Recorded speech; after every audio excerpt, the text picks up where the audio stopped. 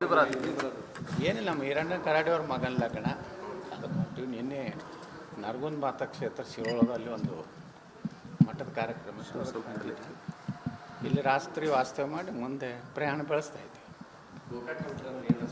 ಇಲ್ಲರಿ, ಏನಿಲ್ಲ.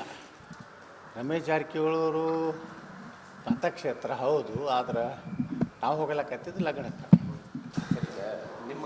ನಿಮ್ಮ ವಿರುದ್ಧ ಆಪ್ತೆಲ್ಲ ಸಭೆ ಮಾಡ್ತಾರೆ, ಬೇಕಾದ ಮಾಡಲಿ ಸಭೆ, ಇಂಟರ್ನ್ಯಾಷನಲ್ ಲೆವೆಲ್ದಾಗ ಮಾಡಲಿ. ಬೇಕಾದ್ರೆ ಅಮೇರಿಕ ಅಧ್ಯಕ್ಷನ ಕರೆದು ಮಾತಾಡಿ ಏನಾಗೋದಿಲ್ಲ. ಸರಿ.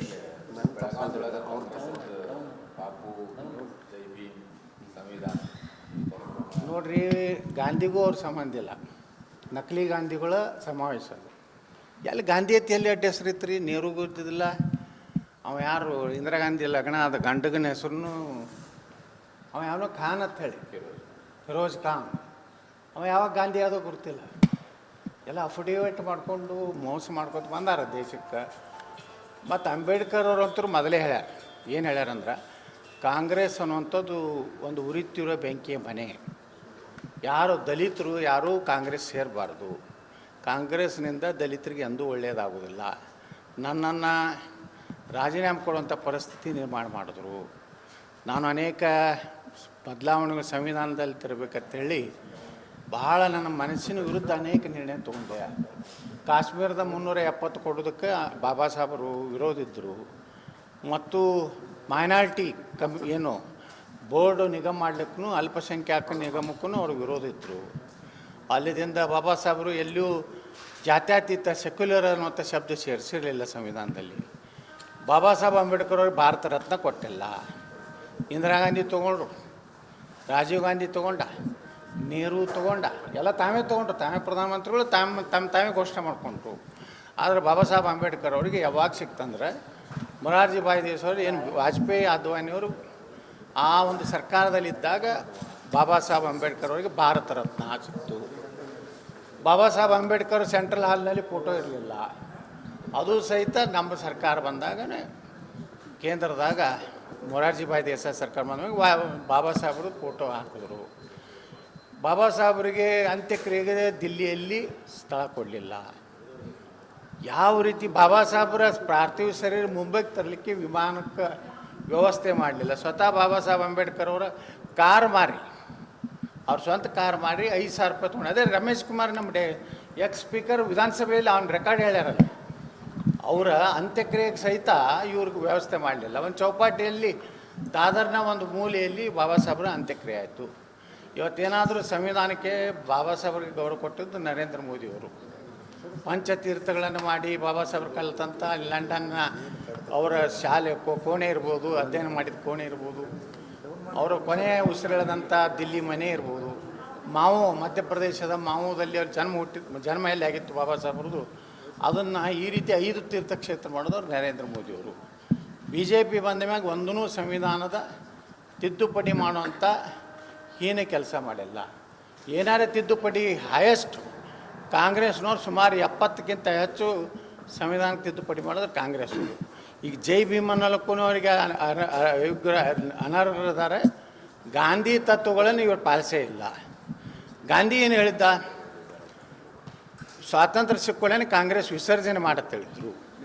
ಇಂಥ ನಾಟಕ ಕಂಪನಿ ಇವರೆಲ್ಲ ಈಗ ಟೊಪ್ಪಿಗೆ ಹಾಕ್ಕೊಂಡು ಜೈ ರಾಮ್ ಅಂತ ಕೊಂಡಿರ್ತಾರಲ್ಲ, ನಾಚಿಕೆ ಆಗ್ಬೇಕು ಇವರಿಗೆ. ಸೋನಿಯಾ ಗಾಂಧಿಗೆ ಏನು ಸಂಬಂಧ ರೀ? ಗೋಡ್ಸೆ ಅವ್ರು ಹೊಡೆದಿದ್ದು ಒಂದೇ ಗಾಂಧಿ ಇನ್ನೇ 2 ಗೋಳಿ ಎಲ್ಲಿಯೂ ಬಂದು. ಗಾಂಧಿಯ ಶರೀರದಲ್ಲಿ 3 ಗೋಳಿ ಅದು. ಒಂದು ಗೋಲಿ ನಾಥುರಾಮ್ ಗೋಡ್ಸೆ ಅಂತ ಇದನ್ನು ಒಪ್ತಾರೆ, ಕೋರ್ಟ್ನಾಗೆ ಆಗೈತಿ. ಇನ್ನು 2 ಗೋಳಿ ಯಾರು ಹೊಡೆದ್ರು? ನೆಹರು ಹೊಡ್ಸದ? ನಮಗೆ ಸಮಸ್ಯೆ ಐತಿ, ಜವಾಹರ್ಲಾಲ್ ನೆಹರೂನೇ ಗಾಂಧಿನ ಹೊಡ್ಸದ. ಯಾಕಂದ್ರೆ ನೆಹರುಗೆ ಒಟ್ಟು ಸರ್ವಾಧಿಕಾರಿ ಆಗ್ಬೇಕು ಅನ್ನೋಂಥದ್ದಿತ್ತು. ಅದಕ್ಕೆ ಗಾಂಧಿನ ಹೊಡ್ಸೋದವರು ಗೋಡ್ಸೆನ ಗುಂಡಿಗೆ ಪ್ರಾಣ ಹೋಗಿಲ್ಲ. ಇನ್ನು 2 ಗುಂಡುಗಳವು ಯಾರು? ಇದು ಕೋರ್ಟ್ನಾಗ ಆಗಿದ್ದಿದ್ದು. ಬ್ರಿಟಿಷ್ ನ್ಯಾಯಾಧೀಶರ ಮುಂದೆ ಆದಂಥ ವಾದ ವಿವಾದದಲ್ಲಿ ಇನ್ನೂ 2 ಗುಂಡುಗಳು ಯಾರು? ಹಂಗಾದ್ರೆ ನೆಹರೂನೇ ಹೊಡ್ಸ್ಯಾನ. ಗಾಂಧಿನ ಹೊಡ್ಸೋದವ್ರು ನೆಹರು. ನಾಥುರಾಮ್ ಗೋಡ್ಸೆ ಒಂದೇ ಹೊಡೆದಕ್ಕೆ ಎರಡು ಬೇರೆ ಬೇರೆ ಕಡೆ ಬಂದು. ಸರ್ ಈಗ ಒಂದು ಮಾತು ಹೇಳಿದ್ರಿ ತಾವು, ನೀವು ದೆಹಲಿಗೆ ಹೋಗ್ತಾರಂತ ಸರ್, ದೂರು ಕೊಡ್ತಾರಂತ ಮುಂದಿನ ದೆಹಲಿಗೆ ಹೋಗಲಿ, ನೀವು ವಾಷಿಂಗ್ಟನ್ಗೆ ಹೋಗಲಿ, ಎಲ್ಲಿ ಬೇಕಾದಲ್ಲಿ ಹೋಗಲಿ, ಸತ್ಯ ಸತ್ಯನೇ. ಅಧ್ಯಕ್ಷರ ಬದಲಾವಣೆ ನಮ್ಮ ರಮೇಶ್ ಜಾರಕಿಹೊಳಿ ಅವ್ರಿಗೆ ರಸ್ತೆದಾಗ ಅಡ್ಡಾಡ್ಲಾರ್ದಂಗೆ ಮಾಡ್ತೀನತ್ತಾನೆ, ಇವನ್ ಗುಂಡಾಗಿರಿ ಮಾಡ್ತಾನೆ. ಮುಖ್ಯಮಂತ್ರಿ ತನಿಖೆ ಮಾಡಿರಿ, ಕಾಂಗ್ರೆಸ್ನವ್ರು ನಿಮಗೆ ತಾಕತ್ತಿತ್ತು ಅಂದ್ರೆ, ಸಿದ್ದರಾಮಯ್ಯಗೆ ತಾಕತ್ತಿತ್ತು, ಡಿ ಕೆ ಶಿವಕುಮಾರ್ಗಿತ್ತು ಅಂದ್ರೆ, ಯಡಿಯೂರಪ್ಪ ಇದ್ದಾಗ ಎಷ್ಟು ಸಹಿಗಳಾಗ್ಯಾವ, ಯಾವ ಸಹಿ ಅದಾವು, ಎಲ್ಲದಕ್ಕೂ ಇದಕ್ಕೆ ಕೊಟ್ಟು ಕಳಿಸ್ತಿರಲ್ಲ, ಎಲ್ಲಿ ಮನೆ ಸಿಟಿಗಳು ಕಳಿಸಿದ್ರಲ್ಲ, ಫಾರೆನ್ಸಿಕ್ ಇದನ್ನು ಕಳಿಸ್ರಿ, ಇವೆಲ್ಲ ಸಹಿ, ಇವೆಲ್ಲ ಸಹಿ ಕಳಿಸ್ರಿ.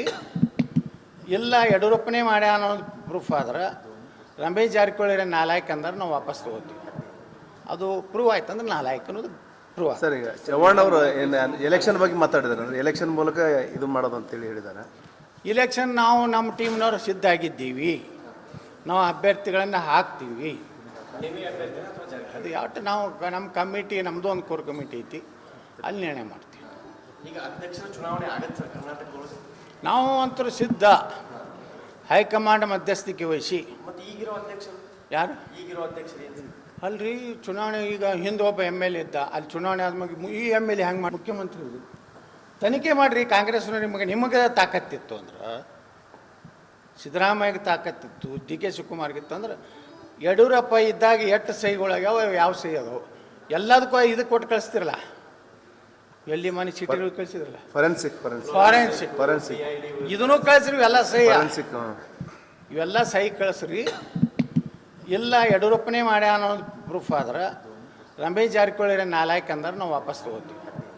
ಅದು ಪ್ರೂವ್ ಆಯ್ತು ಅಂದ್ರೆ ನಾಲಾಯಕ್ ಅನ್ನೋದು ಪ್ರೂವ್. ಸರ್ ಈಗ ಚವ್ಹಾಣ್ ಅವರು ಎಲೆಕ್ಷನ್ ಬಗ್ಗೆ ಮಾತಾಡಿದಾರೆ, ಎಲೆಕ್ಷನ್ ಮೂಲಕ ಇದು ಮಾಡೋದು ಅಂತೇಳಿ ಹೇಳಿದ್ದಾರೆ.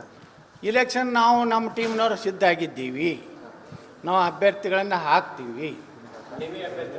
ಅದು ಯಾವತ್ತು ನಾವು ನಮ್ಮ ಕಮಿಟಿ, ನಮ್ಮದು ಒಂದು ಕೋರ್ ಕಮಿಟಿ ಐತಿ, ಅಲ್ಲಿ ನಿರ್ಣಯ ಮಾಡ್ತೀವಿ.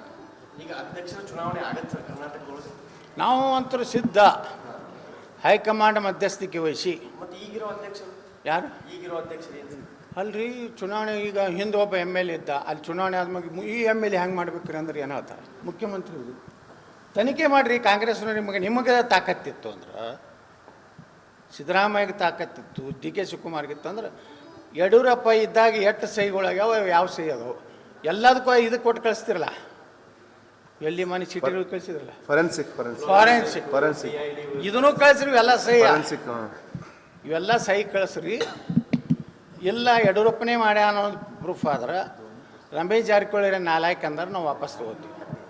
ಅದು ಪ್ರೂವ್ ಆಯ್ತು ಅಂದ್ರೆ ನಾಲಾಯಕ್ ಅನ್ನೋದು ಪ್ರೂವ್. ಸರ್ ಈಗ ಚವ್ಹಾಣ್ ಅವರು ಎಲೆಕ್ಷನ್ ಬಗ್ಗೆ ಮಾತಾಡಿದಾರೆ, ಎಲೆಕ್ಷನ್ ಮೂಲಕ ಇದು ಮಾಡೋದು ಅಂತೇಳಿ ಹೇಳಿದ್ದಾರೆ. ಇಲೆಕ್ಷನ್ ನಾವು ನಮ್ಮ ಟೀಮ್ನವ್ರು ಸಿದ್ಧ ಆಗಿದ್ದೀವಿ, ನಾವು ಅಭ್ಯರ್ಥಿಗಳನ್ನು ಹಾಕ್ತೀವಿ. ಅದು ಯಾವತ್ತು ನಾವು ನಮ್ಮ ಕಮಿಟಿ, ನಮ್ಮದು ಒಂದು ಕೋರ್ ಕಮಿಟಿ ಐತಿ, ಅಲ್ಲಿ ನಿರ್ಣಯ ಮಾಡ್ತೀವಿ. ಈಗ ಅಧ್ಯಕ್ಷರ ಚುನಾವಣೆ ಆಗತ್ತೆ ಸರ್ ಕರ್ನಾಟಕದೊಳಗೆ? ನಾವು ಅಂತೂ ಸಿದ್ಧ, ಹೈಕಮಾಂಡ್ ಮಧ್ಯಸ್ಥಿಕೆ ವಹಿಸಿ. ಮತ್ತು ಈಗಿರೋ ಅಧ್ಯಕ್ಷರು ಯಾರು? ಈಗಿರೋ ಅಧ್ಯಕ್ಷರು ಏನು? ಅಲ್ರಿ, ಚುನಾವಣೆ ಈಗ ಹಿಂದೆ ಒಬ್ಬ ಎಮ್ ಎಲ್ ಎ ಇದ್ದ, ಅಲ್ಲಿ ಚುನಾವಣೆ ಆದ್ಮೇಲೆ ಈ ಎಮ್ ಎಲ್ ಎ ಹೆಂಗೆ ಮಾಡ್ಬೇಕ್ರಿ ಅಂದ್ರೆ ಏನು ಹೇಳ್ತಾರೆ?